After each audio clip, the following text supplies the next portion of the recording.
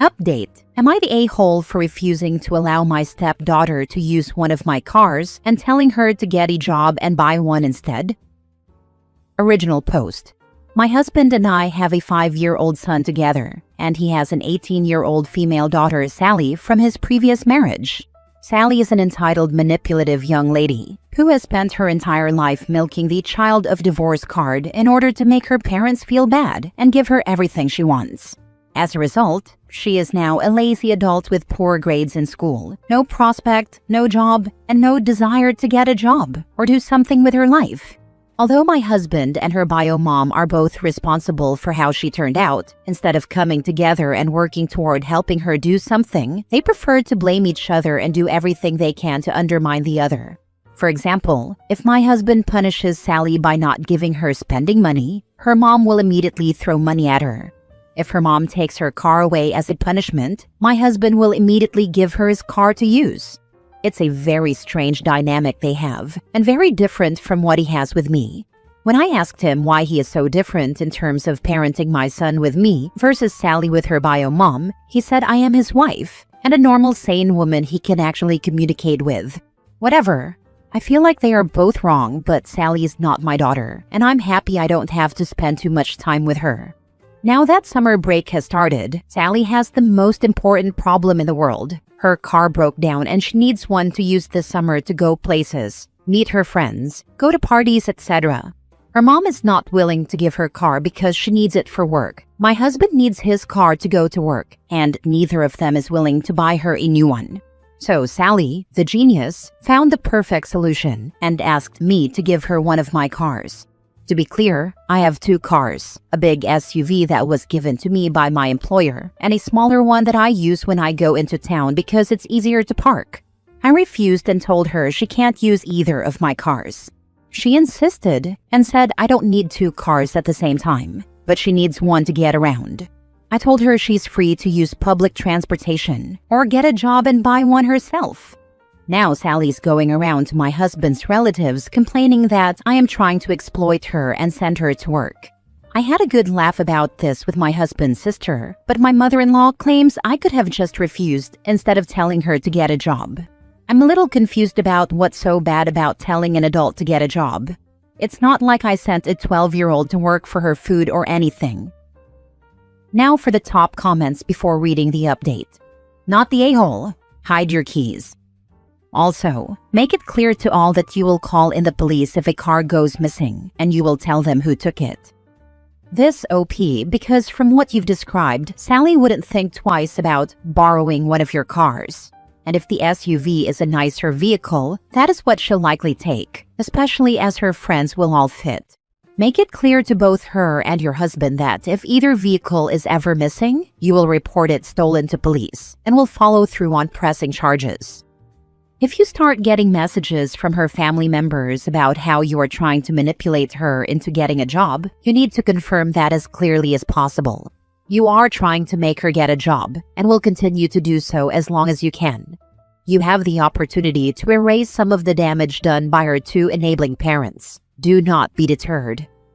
The strange thing is that my husband agrees with me. Her mother totally hates me and is teaching her that everything I say is BS.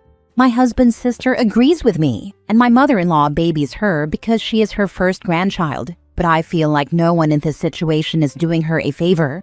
I'm not trying to manipulate her, but her situation is so different from what I'm used to or how I parent my own child that it's insane. Like, how can it be so horrible to teach an adult responsibility? To want to give her direction in life? I don't know what they expect to do with her, honestly. They can't support her for the rest of her life, and it's sad because she is a capable, healthy adult. Even people with disabilities work and want to do something with their lives, so she has no excuse. Now for the update. Hello again. Thank you for all the feedback you provided on my previous post. I really appreciate that you spent your time giving me some ideas. The majority of you advised me to hide my car keys, because Sally would most likely try to steal one of my cars when I am not home. You are not far from the truth because she oftentimes does this with her mother's car, meaning she will take the car when her mom is not home without asking if she needs it later or asking for permission. So your advice makes a lot of sense. However, I refuse to do such a thing in my own home. I believe that if I end up in a position where I have to hide my things in my own house, we'll have a bigger problem that needs to be solved. Also, where does this stop? Today I have to hide my car keys, later my money, then my purse.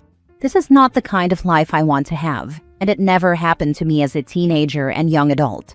When I used to live with my parents, I knew where everything was: car keys, money, documents, jewelry, etc. And I never took anything without asking. So, after reading a certain comment, thank you by the way, I had a good laugh. I decided to follow their advice, but in a less dramatic way.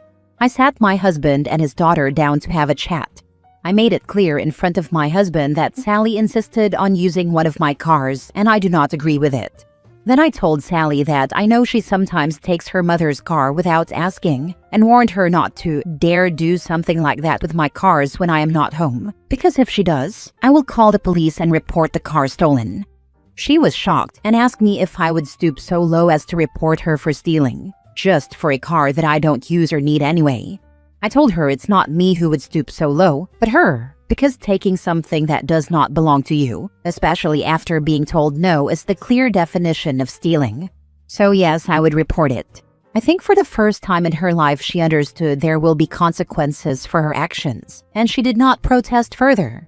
After this, I asked her to clarify in front of my husband how it is that me suggesting she get a job makes me a person who tries to exploit her based on what she told my mother-in-law and sister-in-law. My husband had no idea about it, and he just exploded. After hearing what happened, he told her it's good that we heard what she says behind our backs, because he will give her even more reasons to complain. My husband told her she will not be seeing any money from him during this summer. Sally started crying and told him he can't do this, but my husband told her he can, and he will. His responsibility as her parent is to feed her, buy her clothes, and help her pay for school items, but that's it. She is an adult, and if she wants to party or see her friends, she should start paying for it herself, since she never appreciated anything she was given. Apparently, this is the hill my husband is willing to die on, and he even told his ex-wife about his plans, making it clear that if she wants to support Sally's activities this summer, she will have to do it alone, because he will not contribute to anything that's not a necessity. So yeah, this is where we are at now. Sally stormed out of our house and of course went to her grandmother to complain.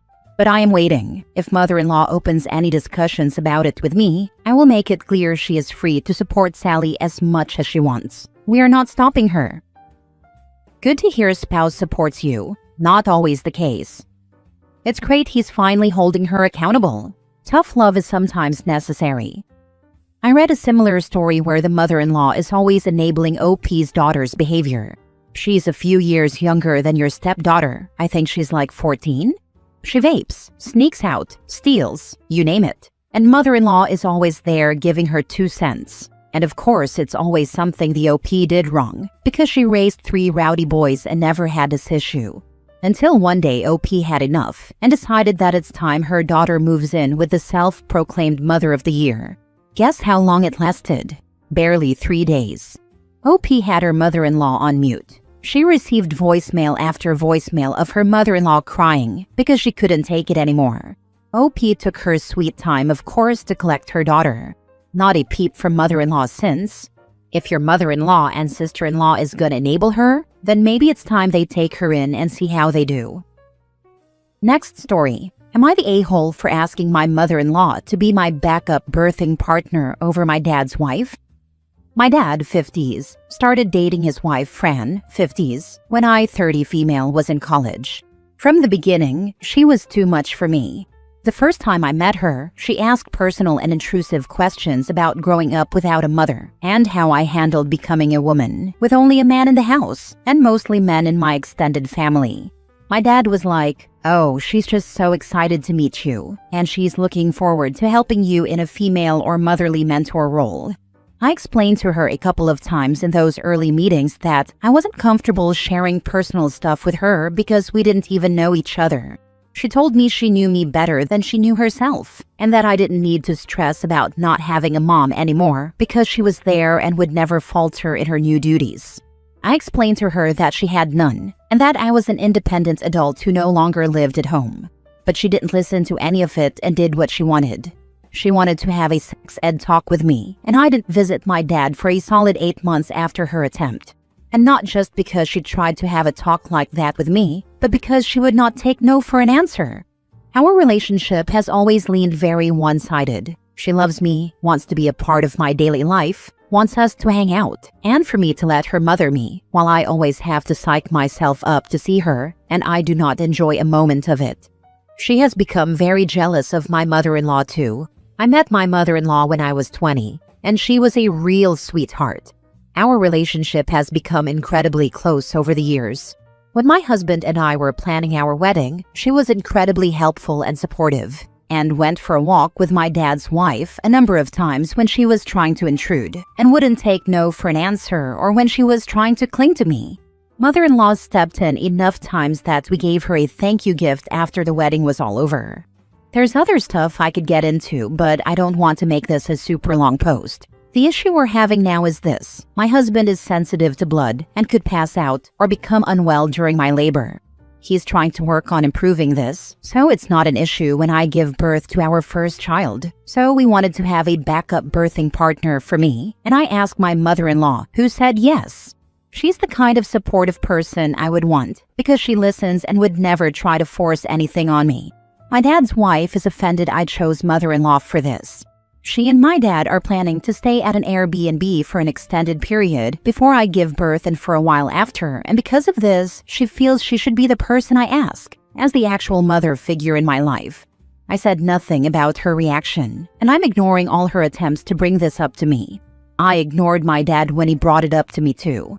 All I know is they still plan to come, and she's possibly going to attempt some in-person pushing of the topic, and probably expect some kind of apology. I don't think I owe her one or owe her being asked to fill in if needed, but maybe she's right and I'm wrong. So I'll ask, am I the a-hole? Now for the comments. Not the a-hole. Let the nurses know your wishes. They will take it from there. Absolutely. Nurses don't give a damn about anyone else's wishes but yours. Not the a-hole. You need to stop ignoring and get this addressed once and for all. You, with your husband for support, should have a sit-down or a FaceTime ASAP. Tell them you want them to listen and not interrupt you, and they can speak after you are done. Lay it out. It may be harsh, but ignoring them is just letting her delusions continue.